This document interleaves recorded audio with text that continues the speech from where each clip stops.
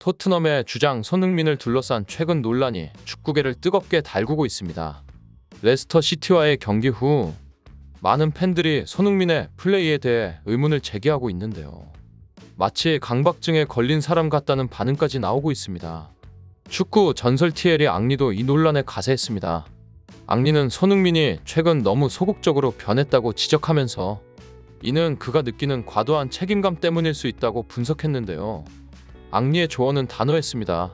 손흥민은 자신이 팀에서 가장 뛰어난 선수라는 걸 기억해야 한다. 토트넘의 시즌 개막전은 팬들에게 큰 실망을 안겼습니다. 승격팀 레스터 시티를 상대로 쉽게 이길 것이라 예상했지만 결과는 1대1 무승부였거든요. 페드로 포로의 선제골로 기선을 제압했지만 제이미 바디의 동점골을 허용하며 승점 한 점에 만족해야 했습니다.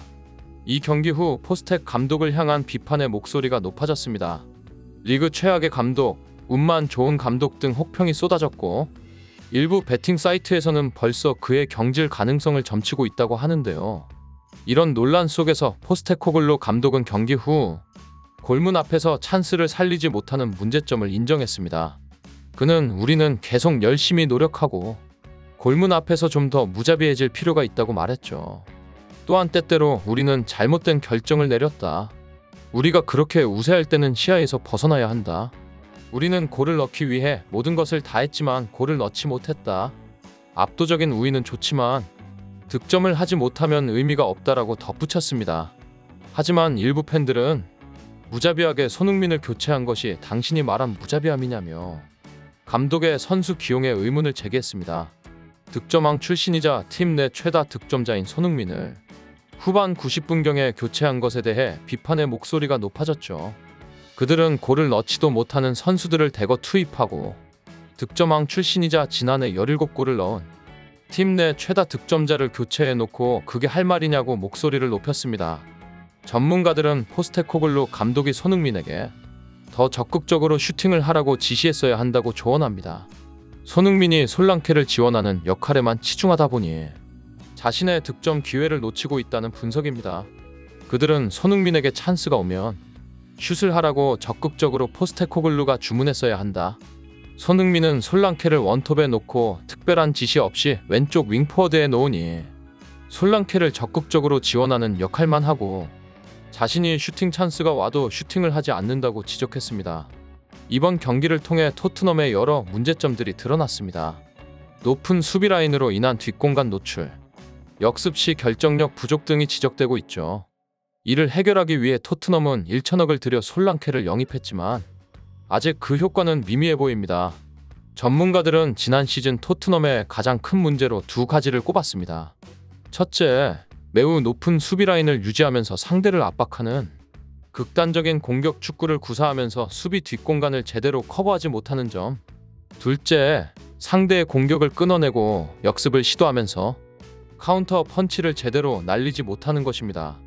이런 문제를 해결하기 위해 토트넘은 지난 시즌 19골을 터뜨린 본머스의 솔랑케를 영입했습니다.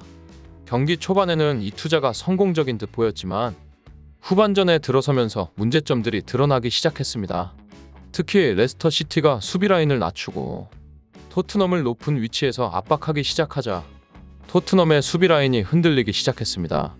중앙 수비형 미드필더인 벤탄쿠르와 사르가 제대로 대처하지 못하면서 상대에게 역습을 허용했고 결국 후반 58분경 바디에게 동점골을 허용하고 말았습니다. 손흥민의 과도한 이타성이 문제라는 지적도 있지만 일부에서는 이런 플레이 스타일 덕분에 손흥민이 감독과 동료들로부터 높은 평가를 받아왔다고 말합니다. 그들은 지금 당장은 손흥민의 이타적 플레이가 문제처럼 보이지만 저런 플레이를 해왔기 때문에 감독들과 동료들로부터 높은 평가를 받아온 것이다. 솔랑케와 호흡이 맞기 시작하면 상황은 완전히 달라지게 될 것이라고 전망합니다. 그러나 여전히 해결해야 할 토트넘의 과제가 있습니다.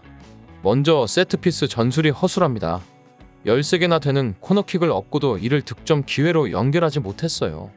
대부분의 빅클럽들이 세트피스 전술에 공을 들이는 반면 토트넘은 아직 세트피스 전담 코치조차 없다고 합니다. 포스텍 감독의 전술 운용도 의문입니다. 예를 들어 우도기 같은 측면 오버래핑이 뛰어난 선수를 제대로 활용하지 못하고 있는데 오히려 손흥민이 풀백 위치까지 내려와 플레이하는 모습이 자주 보이죠. 이는 손흥민의 장점을 살리지 못하는 전술이라는 비판이 나옵니다. 손흥민 본인의 플레이 스타일 변화도 주목받고 있습니다. 예전에 과감하고 직선적인 플레이가 사라지고 지나치게 이타적인 모습을 보이고 있다는 거죠. 충분히 슈팅할 수 있는 상황에서도 동료에게 패스를 하는 모습이 자주 목격되고 있습니다. 전문가들은 이런 변화의 원인으로 주장 완장에 따른 책임감을 꼽고 있는데요. 토트넘의 핵심 선수이자 주장으로서 느끼는 부담감이 그의 플레이에 영향을 미치고 있다는 분석입니다. 여기에 쿨루셉, 메디슨 같은 탐욕스러운 동료들의 존재도 한몫하고 있다고 보는데요. 레스터 시티전에서 손흥민의 슈팅 횟수는 단 1회에 그쳤습니다. 반면 드리블 성공, 기회 창출, 수비 관련 지표는 높았는데요.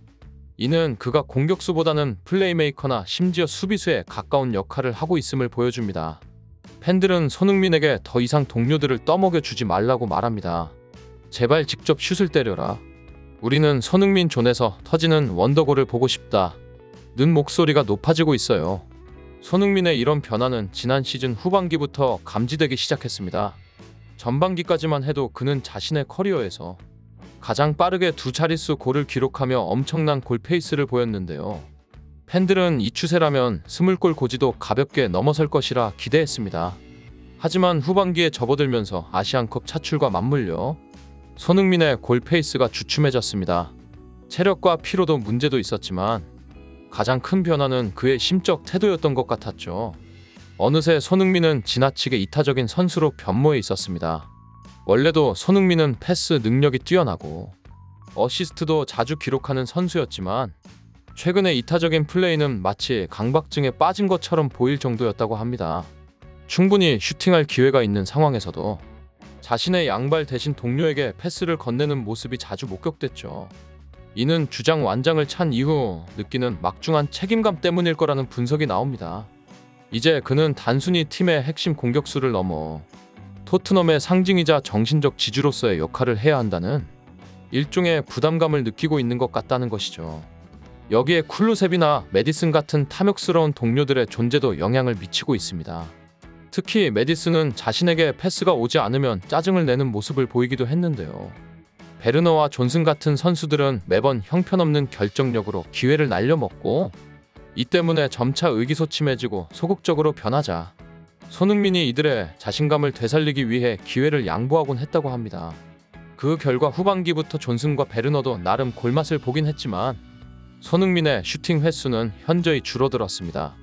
이제 손흥민의 플레이는 최전방 공격수라기보다는 플레이메이커에 가까워 보인다는 평가까지 나오고 있어요. 한 전문가는 수준 낮은 동료들의 플레이가 결국 손흥민까지 망치고 있는 지경에 이르렀다고 분석했습니다. 이번 레스터 시티전에서도 손흥민의 슈팅 횟수는 고작 1회에 그쳤지만 다른 스탯들은 오히려 높았다고 하네요. 드리블 4회 성공, 기회 창출 1회, 빅찬스 메이킹 1회에 더해 걷어내기 1회, 헤더 클리어 1회, 가로채기 1회, 리커버리 4회, 지상볼 경합 성공 5회 등 마치 수비수의 스탯처럼 보이는 기록을 남겼습니다. 팬들은 이제 손흥민에게 더 이상 팀원들을 떠먹여줄 생각을 하지 말고 직접 슛을 때리라고 말합니다. 사실 최근 손흥민의 중거리 슛을 본 지도 꽤 오래되었다고 하는데요. 콘테와 무리뉴 시절에는 박스 바깥에서의 원더골도 심심치 않게 터져 나왔지만 최근에는 그런 장면을 보기 힘들어졌다고 합니다. 게다가 손흥민이 패스를 양보한다고 해서 토트넘 동료들이 그 기회를 잘 살리는 것도 아닙니다. 반대편에 존슨이 홈런을 때리며 머리를 쥐어뜯는 장면을 볼 때마다 토트넘 팬들의 분노 게이지가 차오르고 있다고 하네요. 심지어 일부 팬들은 이제 진짜 잘못은 존슨이 아니라 그런 선수에게 패스를 건네주는 손흥민에게도 있다고 말하고 있습니다. 결국 토트넘과 손흥민의 과제는 명확해 보입니다. 팀의 전술을 개선하고 손흥민의 장점을 극대화할 수 있는 방안을 찾아야 합니다. 동시에 새로운 선수들과의 호흡을 빠르게 맞춰 팀의 공격력을 높이는 것이 중요해 보이는데요. 이번 시즌 초반의 부진을 어떻게 극복하고 팀을 재정비할지, 그리고 손흥민이 어떤 모습으로 돌아올지가 앞으로의 관전 포인트가 될 것 같습니다. 손흥민이 자신의 강점을 살리면서도 팀에 기여할 수 있는 균형점을 찾을 수 있을지, 그리고 포스테코글루 감독이 이를 어떻게 뒷받침할지 기대와 우려가 교차하고 있습니다.